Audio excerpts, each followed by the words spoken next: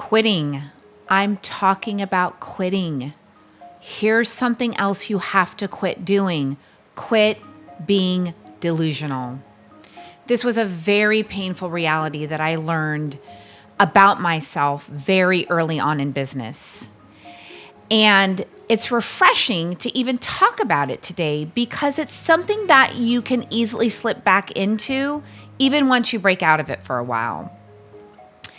So at different times in my business, when I felt like I was struggling in business or I wasn't getting the business off the ground, I would find myself saying, I'm working really hard. I'm doing everything I can to get it moving. I've called people to help me and I'm thinking about my vision all of the time and where I want to go. And the reality is, most of those times I was not doing everything I needed to do. I was actually delusional about how hard I was working. And I had this story around how hard I was working. So I wanted to share this with you because you might be delusional right now, and I care. I know the struggle of business. And it's not until you can be honest with yourself that you can change and really make a difference in your life and the life of other people. So how did I come to this realization that I was delusional? Well, I'm sure you've heard this many times, but if you're an entrepreneur, you should be reading lots of books. Books on business, books on mindset, books on growth, books on strategy. One of the first books I read when I started in business was a book by Steve Siebold. And he talked about mental toughness and how world-class performers think.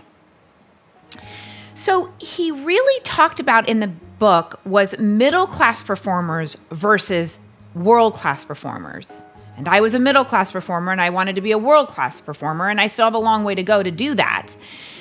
But what he says in the book is that middle-class performers suffer from severe delusion. Okay?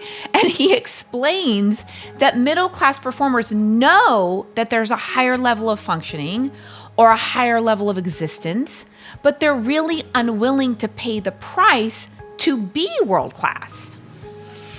And so he goes on to talk about, since that reality of realizing that a middle-class performer isn't willing to pay the price, they have to delude themselves into thinking that they are working much harder than they are.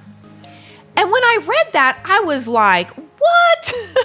I was like, could this possibly be me? And then I got completely offended, and it was like, no, he didn't say that. I'm just kidding. I did not get completely offended. I became grateful to realize that I was delusional. I was so desperate to change and have the life that I knew I was supposed to have that I was able to listen to that and not become offended by it. So this is pretty deep, and I don't want you to get offended by it, but I want to tell you how you can stop being delusional. The number one thing you have to do is you have to look at the reality. And if you're in business, you need to look at your numbers and your production or your sales or your profit and loss reports and really look at where your business is at, because that'll tell you. And then you have to have somebody that has what you want in business, and you have to be willing to allow them to tell you the truth and be grateful for it. I know for me, part of what I do every day, especially during my prayer and my meditation time, is I really ask God to help me see the truth. And I'm talking about the truth about who I am or where I may not be living honestly. Because once you can honestly see things, it's at that point you have the ability to change and become a free person.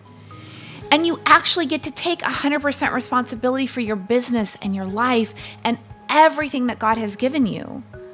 So stop being delusional today, because the true you, the real you, is the best you.